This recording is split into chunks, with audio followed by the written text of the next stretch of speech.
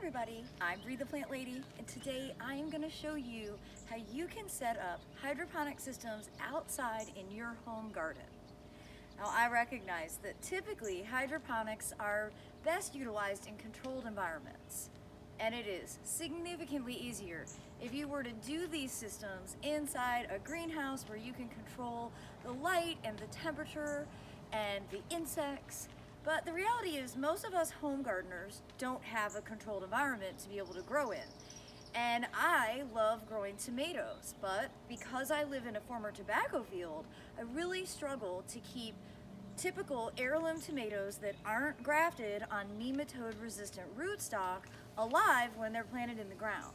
So about 8 years ago, I turned to growing in water, and it's really transformed my ability to cultivate 50 plus varieties and have meaningful yields. So I never have to buy tomato sauce or salsa because I grow enough tomatoes and can each of those things to be able to use throughout the year.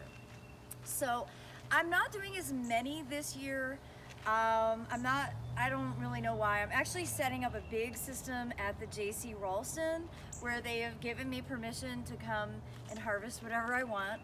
So it's going to be kind of a teaching tool for the summer camps that are being hosted at the Ralston Arboretum in Raleigh. But today I'm setting up a 4-bucket system, and then I am doing one of the what we call Bree specials. So I'm always experimenting with other ways to utilize hydroponics that are more like a homemade way.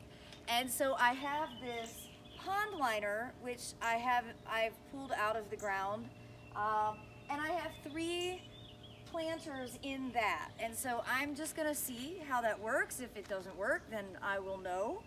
The orientation here is really critical because I've learned the hard way that when you have your hydroponic tanks, which are usually black buckets, facing west, the water actually heats up too much and it impacts the root system, in addition to causing crazy pH spikes. So, this is the thing. Hydroponics is very much rooted in chemistry. So you have to get used to taking soil pH, using a plus or minus solution to balance that on a near daily basis, and then you have to add nutrient solution as your plants continue to grow. And being here in North Carolina, I would not classify hydroponics as low maintenance or low water use at all.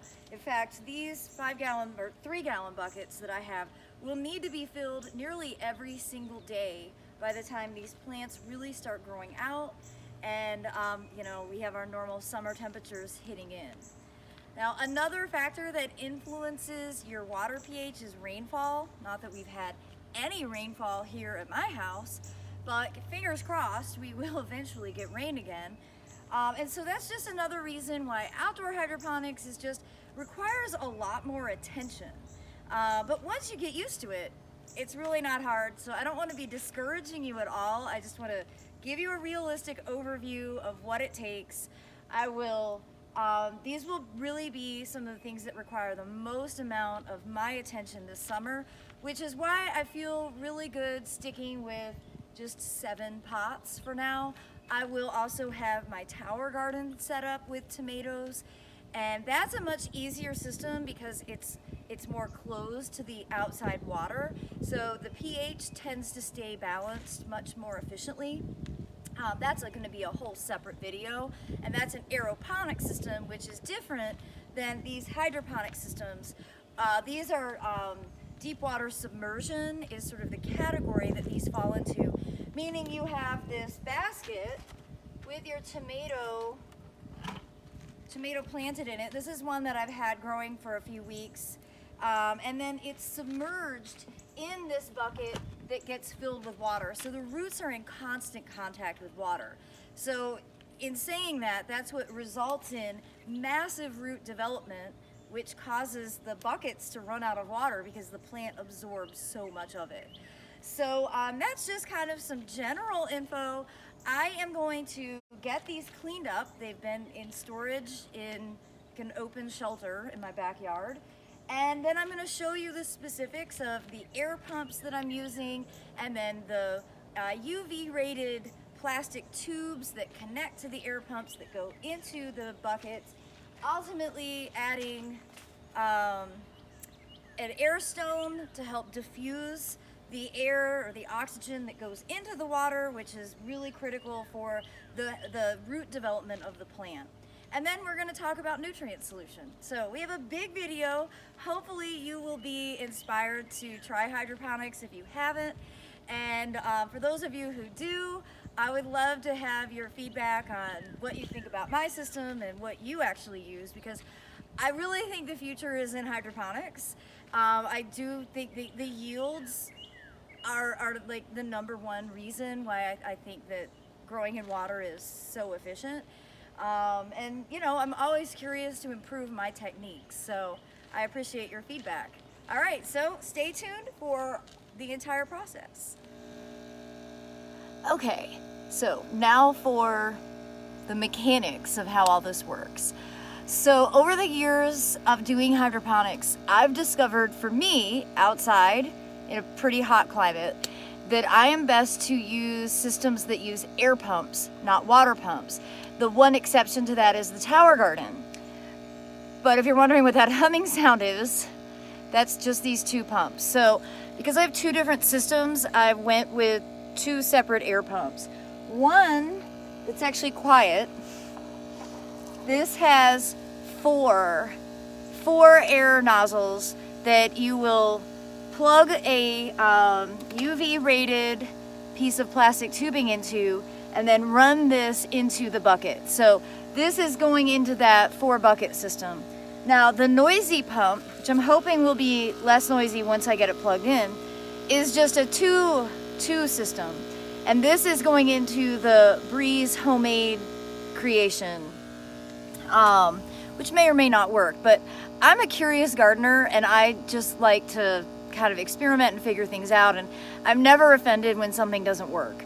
So, you know, this is just kind of one of those little lessons, and honestly, even if I don't get any tomatoes from it, I'll learn from it. So, you know, don't be afraid to try. So now I'm just gonna plug in my UV rated tube. These are pre-cut from years past, so I'm just gonna see what fits. I'm lucky I have electricity here in my greenhouse, and I should tell you, the way I do hydroponics, it requires electricity. And you might be wondering about mosquitoes. I'm gonna show you the trick to mosquitoes once I get all of this set up, because yes, you will have mosquitoes, so you do have to actually take some action to avoid that from happening. So I am just gonna get my tubing hooked up, and then I'll show you how you actually implement those into the buckets and that water trough, and then I'll show you how I plant the tomatoes into these. So yeah, all right. Okay, so the next step, I have all my air pumps or air pipes running out from those pumps. There's a constant hum at this time of year. And actually, you could tell, like, if we've had a storm and the electric, you know, goes out, the garden is eerily quiet. So it's funny how you get used to that kind of ambient noise. Okay, this isn't really for your benefit, but this is how it shook out, so it is for your benefit. I have 2 buckets that are part of this system called the Root Spa. Now, there should be 4. I just can't find the other 2. I am positive that as soon as I finish making this video, I will find them. So I have 2 buckets that are Root Spa. And the difference with this is that it has this tube built in. Again, UV rated, so this is meant for outdoor use. Do not try to use plumbing supplies from Lowe's or Home Depot for the inside bathroom, okay? It doesn't work outside. Take it from me because I have tried. Just a waste of money. You'll end up with a whole bunch of supplies that you have 0 use for. UV rated plastic ensures that algae doesn't build up and clog the entire system. Now you can see in the Root Spa, part of the reason it's called that is because you see how the air pump or the air tube in there is actually making the water bubble. And that's what's adding oxygen to the water so that the plant roots will actually be able to absorb all the nutrients they need. You can't really grow tomatoes in a bog condition, like just in a bucket of water. There is a hydroponic method for that. For me, that has not worked out. This is why I do all electric-based systems. So, in contrast, these other two buckets aren't root spa. They don't have this handy pump that you can just put your air tube into, okay? So what you do with these is you drill a hole in your bucket, which I have right there, and you're actually going to insert your water line into that. And there we go. Now the critical thing here, that's not enough air. You need to have the air actually penetrating through an air stone in this system. So this is where you're going to actually add an air stone to it, and this is going to bubble. You can see how the air actually comes out in essentially smaller amounts. So this is like what you do in an aquarium.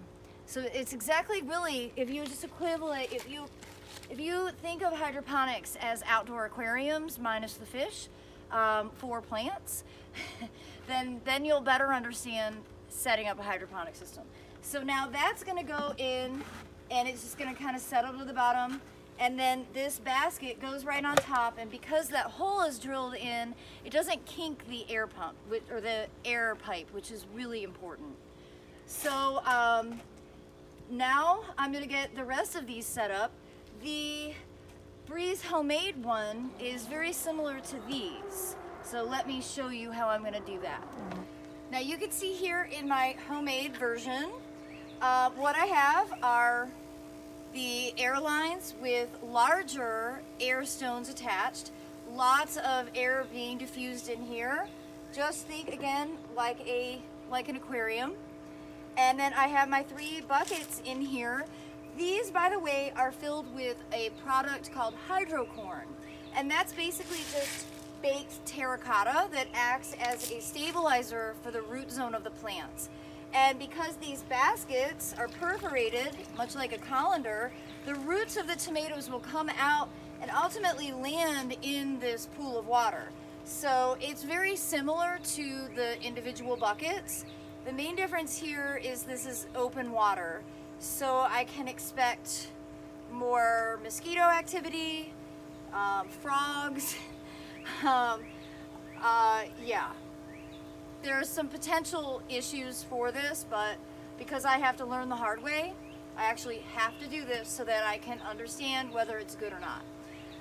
And yeah, I like experimenting. That's the whole part of my joy of being a gardener, is trying different things, and if it doesn't work, it doesn't hurt my feelings. I can just learn from it. So I'm hopeful though, on day 1, that my made-up system is something that's good. And I bought this tank at Tractor Supply. It was very inexpensive.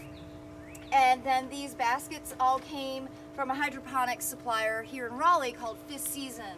And they've really been who I've relied on getting supplies from, but there's a million online sources. So if you like shopping online, which I don't, by all means, you can just buy everything, from Amazon. I like physically going into stores still, which distinguishes me as a true Gen Xer. Okay, so now it's time to get busy on this. So let's take it to the next step. So before I get busy showing you how to actually bare root the tomatoes, I am going to show you how I'm going to go about staking. And this is because it's so hot here, my phone keeps turning off. So I actually have no idea what was recorded in my last session. I should probably check, because that can totally screw up the video. But just so you know, it's super hot and super humid here today, and we still haven't had any rain. Just completely aggravating to me. Alright, so because these are semi-determinate, they're not going to get that tall. Honestly, up to here is enough. This is excessively tall, so that is 1, 2, 3, 4, 6. 6, that's exactly right. So I'm going to cut it to show you how you can use these as self-staking. Okay, right here. It's using bolt cutters. And again, this is cattle fence panel that I pick up from Tractor Supply. No, they do not pay me to tell you that. They just have a handful of practical things that I think every gardener should be aware of. And frankly, cattle fence panel is a way better tomato cage than normal tomato cages, which I have plenty of, and I use those for peppers and eggplants, but they're never the right size for tomatoes. Okay, so I have this one here, and I've been debating on whether or not I should actually do one here. I know it kind of looks funny, but I think that yes, I should. That way, I don't have to try and train these tomatoes all the way over. I can train those right here. Plus, it kind of defines my pathway, which very frequently gets clogged up from plant material. So, it's already not looking super neat and tidy, but it's okay to adjust my expectations. Now, of course, getting to these is now going to be something of a challenge, but that's the nice thing with these buckets or these baskets. I can just take this out and then I can plant in it and put it back in. And that's our next step. Okay, so what I have here are my all-time favorite tomatoes. This is a variety called cream sausage. And again, this is semi-determinate, so it's not going to get enormous. And you know, clearly I started these in my favorite compost soil cube from seed. And now all I'm going to do is kind of squeeze these, let all that soil just fall into this 100-gallon root pouch so it's not being wasted. And then I will get it planted into the hydrocorn. And you don't really have to be too exact. Like, they don't have to be completely bare rooted. That little bit of stuff attached to the roots is not a problem. So I'm just gonna, actually the better process for this is to dump some out so that you get it planted nice and deep. And so I'm gonna set it just like that. I'm gonna actually remove these bottom leaves, because remember, with tomatoes you can plant them deep.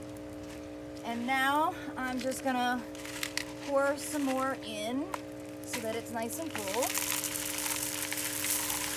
Learn not to do this in the grass because you don't really want to mow over these. They might break a window.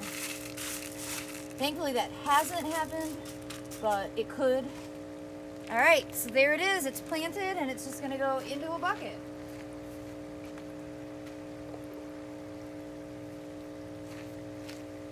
It really couldn't be easier. It's always funny, you know, when you've not done something, it seems very intimidating. But once you do it, you're like, oh, that's not hard. You know, I got this. So, again, just like that. This bucket is already kind of halfway there. That. And I'm sure you could be more exact with it. Oh, look, here is rock wool from last season, and it holds up. You know, that's one of the disadvantages of rock wool, is it doesn't really decompose. But I could actually reuse this since I'm totally out. I probably shouldn't, but you know, desperate times.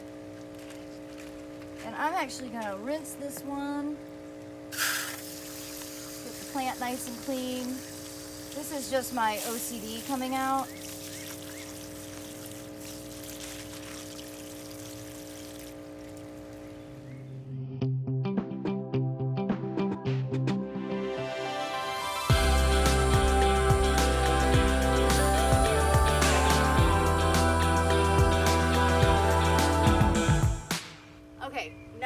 Tomatoes are in their forever home for the summer.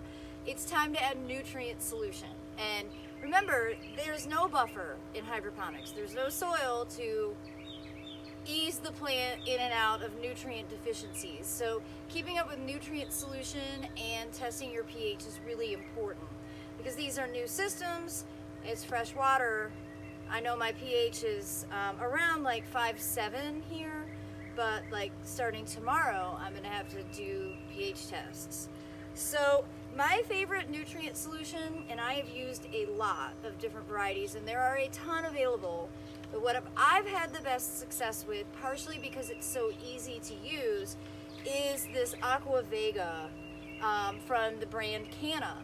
So of course, most of this technology for hydroponics is coming from the cannabis industry. And I, for one, am grateful for all the discoveries they've made that I've been able to then convert for my own home gardening use, growing tomatoes. It is funny because for years when I was going into the hydroponic shop, I was talking about tomatoes and they thought I was just really good at talking in code. And they were actually really disappointed when they realized that I was in fact growing tomatoes with all of the stuff that I had purchased. Cannabis may have been a bit more profitable. Okay, so what I've done is I have squeezed this to the level of 25 milliliters. And I know, because I've been doing this, that that is the right amount to mix in 1 gallon of water. And so on this watering can, that gets me to the level 6. So it's also a good practice to not mix the two solutions at the same time. So this one, solution A, is all nitrogen. It's almost all nitrogen. It's a 502. So it has 5% nitrogen, 2% soluble potash, 1.6% calcium, and 0.8% magnesium. So I am gonna add this to my watering can, just like that. This is why I like this brand so much, because it has that self-contained measurer. And now I'm just gonna mix that in with water.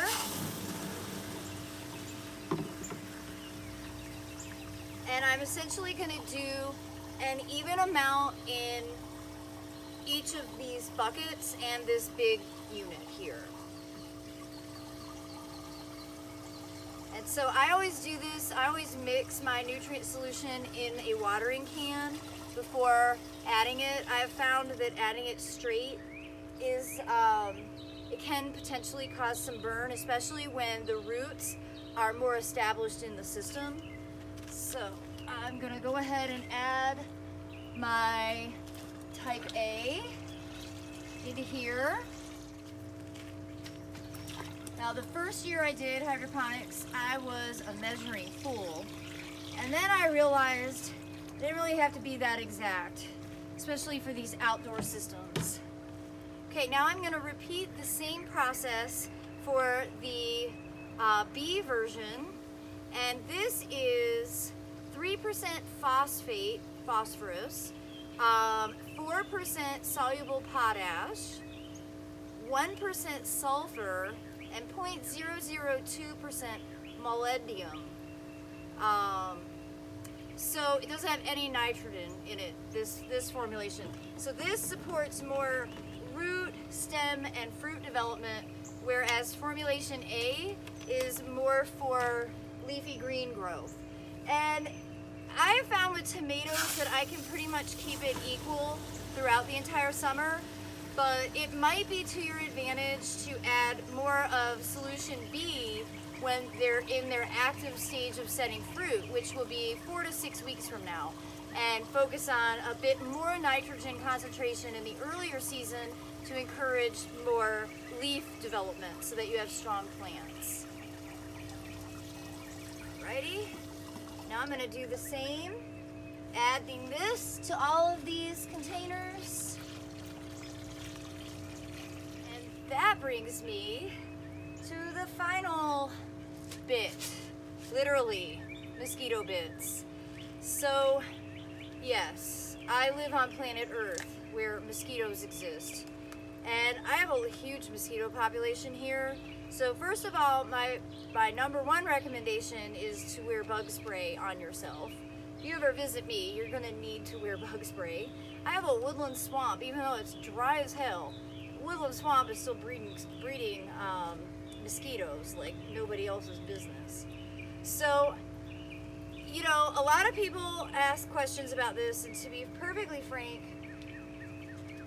the only information I have is coming from the label and the website. And I'd recommend, if you're weary of these nutrient solutions, go to the website. If you want more details, they go into great detail on the website. You're not going to get that much on the packaging. I am not afraid of biological pesticides, so I don't have any ethical issue putting it into this water and then eating the tomatoes that I grow from this. Fundamentally, it's no different than the BT that I apply to my brassica crops to prevent worms from eating all the plants. If you have a problem using biological pesticide, don't use it, okay? Period. But this is how I deal with mosquitoes that develop in my hydroponic systems. I simply sprinkle some of these mosquito bites into the water, and I pay attention. When I see that there's mosquito activity, I add more. It's really that simple. I do it to all of my tanks, including the tower garden, because mosquitoes here are unavoidable, but if I can do this, it makes me feel a bit safer about having tanks of water sitting around. And to be perfectly frank, once I use these in my water systems, I don't have a mosquito issue here. Where I have mosquito issues is the standing water in trays underneath pots. And I use this in those areas as well. So I'd highly recommend, if you're not familiar, get some mosquito bits. These actually help with fungus gnats as well. Fungus gnats aren't a huge problem for me, I don't really care, but mosquitoes are a nightmare. So this is my recommendation, take it or leave it. Alright, so a couple of things that I neglected to say while I was doing the demo. This is why I'm a much better presenter with PowerPoint, because I have slides that keep me on track. But first of all, you have to use hydroponic nutrient solution. Miracle-Gro is not going to work in the system. It has to be specific for a water system so that it's not having, the buffer of soil. So you have to buy that usually from a hydroponic supplier, because most garden centers don't carry that type of fertilizer. Again, normal fertilizer that you use in your gardens and containers does not work in hydroponics. Now, with regard to pH and general nutrient uptake, I add fulvic acid, and this is really important, particularly for outdoor systems, because you are going to have a pH change from morning to night based on the air temperature and if you have sun directly beaming down in your water. And so fulvic acid helps kind of neutralize everything. And again, it allows for the plants to be able to have better access to absorbing macro and micronutrients, which are part of the nutrient solution. Now there's also pH up and down. And you're going to use that on every time you check your pH. You're going to determine, if it's much below 5.5 or if it's much over 7.2. So you have kind of a window there of neutrality. Then you're going to add either something that will acidify your water or the razor, which will add alkalinity. Again, this is what I think is so awesome about hydroponics. It's like chemistry in action. I think it's a really important lesson for children to have access to. I know we started doing hydroponics as an educational tool for our neighbor Aiden, and he loves it. And this is like second nature to him now. And so like when I'm out of town, he'll be in charge of these systems. And at age 14, I think it's really important that he's had this introduction to understanding how elements operate and understanding what pH is. Now, I do look forward to giving you updates. These actually grow really fast. It's shocking how quick hydroponics change, especially when you have your pH and your nutrients on point.